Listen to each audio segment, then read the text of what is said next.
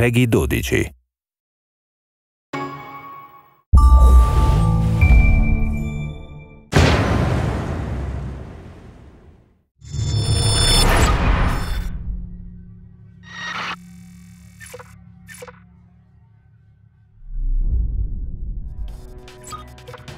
Hello, I'm Julian Gollop. Welcome to the Ghost Recon Shadow Wars gameplay video 1. I'm going to take you through one of the missions later in the game. We've got two ghosts in this mission. First one is Banshee. She's a Recon class. And we've got Duke, who's a Commando class. Our objective is to get to this door on the end of the corridor here and open it.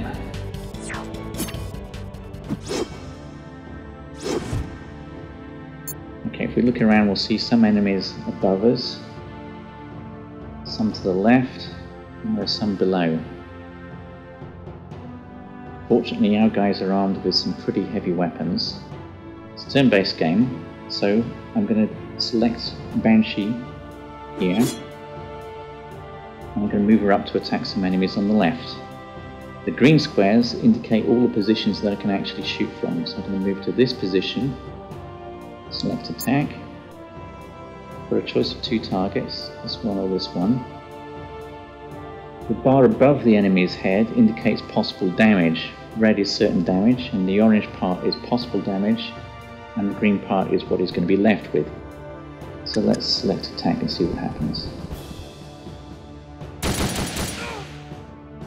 Okay, he's taken 12 hit points damage, he's half dead. Banshee has finished moving, so I'm going to move over and select Duke. Again, the green squares show where I can attack from. I'm going to bring Duke up near to Banshee. Select attack. Now, if I select this target, there's a possibility that I'm going to kill him.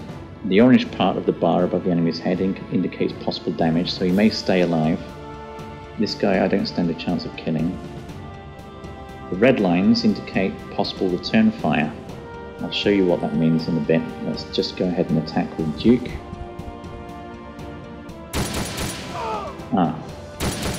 Unfortunately the enemy remained alive, and I got return fire from both of them. This is very important tactically to take into account return fire when you're attacking. At the moment it doesn't matter too much because my guys are very tough, and Duke is taking just a little bit of damage. Banshee nothing yet. So let's end the turn and see what the enemies are going to do.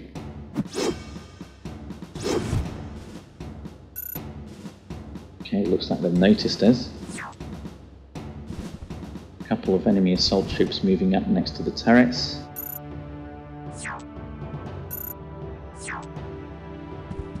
Another assault moving in close to reveal Banshee. The other one attacking Banshee. Normally Banshee cannot be attacked directly because of her camouflage, but if an enemy moves next to her, she becomes revealed. Okay, we've got the gunner drones moving up to the south.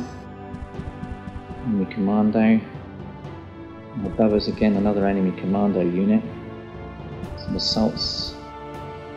Here we've got two melee drones which are very nasty in close combat, so we don't want to let these guys get next to us. And finally we've got one more assault over to the left. Basically, we're surrounded. First, let's deal with the immediate threat. I'm going to take this guy out. I'm going to just move Banshee a little bit more towards our objective and attack from there. She's at close range, she does a lot of damage and kills in one hit. That's excellent. Now Duke is free to launch his attack over here. When I select Duke, I'm going to switch to his secondary weapon, which is a shoulder-launched missile launcher. I can't move so far and attack. And if I move here, select attack, I can launch an attack on the line here. It's an area effect weapon, so I should be able to affect 3 targets. Let's see what happens. Excellent, I've taken out one of the turrets and 2 of the defending guards are seriously injured. Let's see what the enemy can respond with. Assault's moving up closer, but they're not in range to attack yet.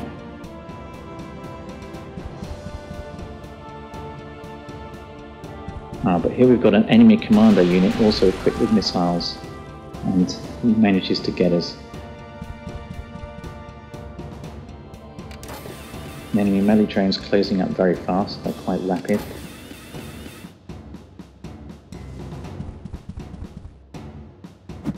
So now I've got to be careful.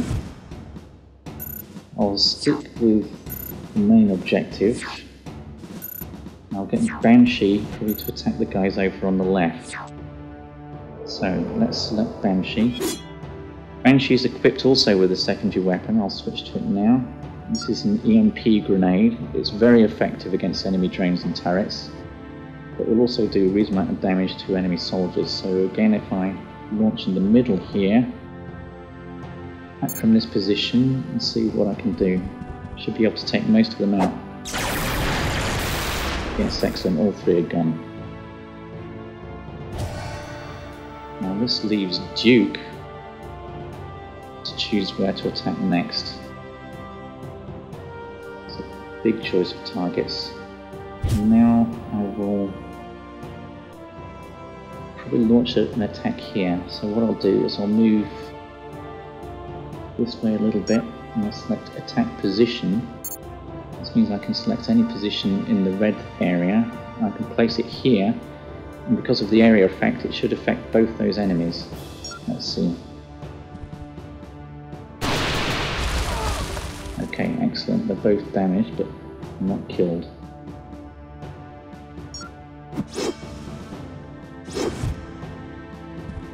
Finally, an enemy assault's got up onto the main passage.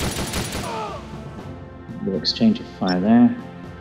Gunner drone, which is quite nasty, is approaching rapidly. Another enemy commando with a missile launcher. Meanwhile, the enemy commando is still launching missiles at us. Duke is under really heavy attack here. We don't want these melee drones to get next to us, so somehow we're going to have to deal with them.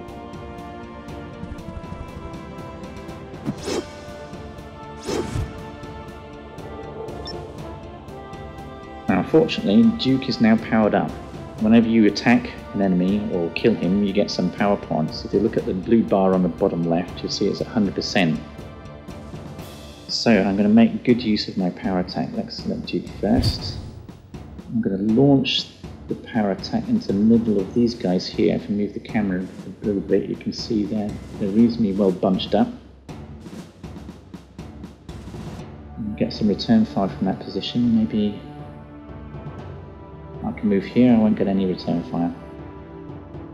Now I'm going to select Wide Impact, which is Duke's power attack. This immediately extends the area of effect, and it will also do more damage, so I should be able to do quite a lot here. Let's see. So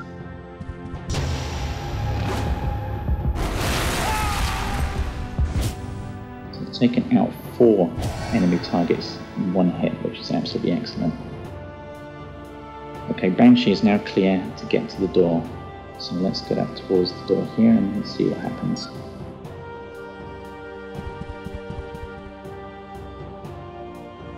Oh dear, on the other side of the door we've got a whole load of trouble. A lot of enemy drones. But to find out how to beat them, you will have to play the game for yourself.